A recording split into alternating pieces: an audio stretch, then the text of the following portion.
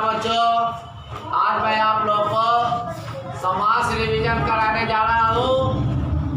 तो सबसे पहले हम जानेंगे समास किसे कहते हैं। संस्कृत में कहते हैं समसनम एक पदिभाव इति समासः। समसन का मतलब होता है जो संक्षिप्त रूप धारण कर लेता है। दो या दो से अधिक पद अपनी विभक्ति चिन्ह छोड़कर आपस में मिल जाते हैं, उसे समास कहते हैं। विभक्ति चिन्ह मतलब कारक का चिन्ह। कारक का जो चिन्ह होता है, कर्ता ने कर्म को करण से, संप्रदान को के लिए, अपादान से जुदाई अलगाव और संबंध का के की रारेरी, अधिकरण में पर और संबोधन है हो अरे अजी। तो ये विभक्ति चिन्ह है जो कारक का चिन्ह है। तो दो या दो से अधिक पद। अब पद क्या होता है? तो पद मूल रूप से शब्द ही है, लेकिन एक या एक से अधिक वर्णों के मेल से बने सार्थक ध्वनि समूह को शब्द कहते हैं। वही शब्द जब वाक्य में प्रयुक्त होता है तो पद कहलाता है। तो पद दो या दो से अधिक पद अपने विभक्ति चिन्ह छोड़कर आपस में मिल जाते हैं, उसे समास कहते हैं। समास के मुख्य रूप से किसी विद्वान ने, किसी वैयाकरण ने कहा 6 भेद है, किसी ने कहा 7 भेद है, लेकिन मुख्य रूप से समास के 4 भेद होते हैं।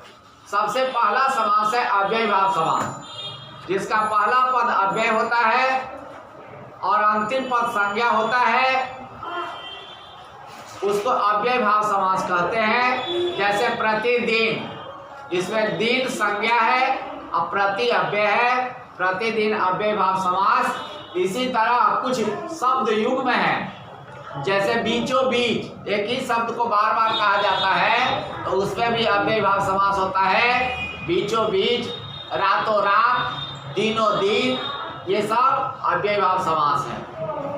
उपनदी, उप मतलब समीप, उप अव्यय है और नदी संज्ञा है, ये अव्ययभाव समास है।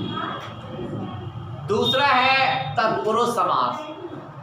तो अव्ययभाव समास में प्रथम पद की प्रधानता हुई और तत्पुरुष समास में उत्तर पद की, दूसरा बाद वाला पद की प्रधानता होती है।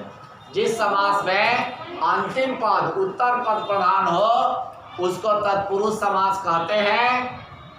जैसे गंगा जल, राजपुत्र, कन्यादान, हस्तलिखित, गौशाला,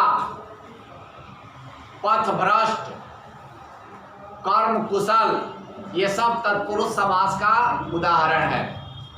अब इसको विग्रह करने पर पता चलेगा कि तत्पुरुष समास में कौन तत्पुरुष है। कर्म तत्पुरुष है, करण तत्पुरुष है, संप्रदान तत्पुरुष है, अपादान तत्पुरुष है, संबंध तत्पुरुष है, अधिकरण तत्पुरुष है। तो पहले हम 4 भेद बता रहे हैं, उसमें जिसका उत्तर पद प्रधान होता है उसको तत्पुरुष समास कहते हैं। जैसे गंगा का जल गंगा जल, राजा का पुत्र राजपुत्र, ये सब तत्पुरुष समास है। सचिवों के लिए आलय, सचिवों के लिए आलय, सचिवालय, ये सब तत्पुरुष समास है।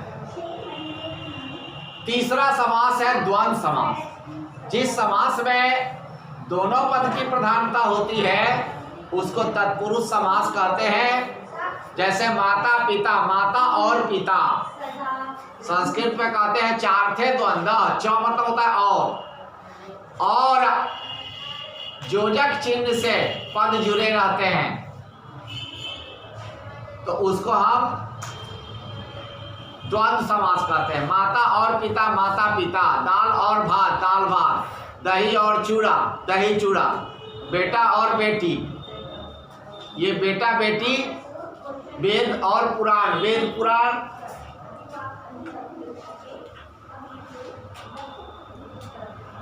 पान बीड़ी, ये सब द्वंद्व समास है। और जिस समास में उत्तर पद न पूर्व पद, कोई तीसरा पद, अन्य पद प्रधान हो जाए, अन्य पद प्रधान हो बहुब्रीहि।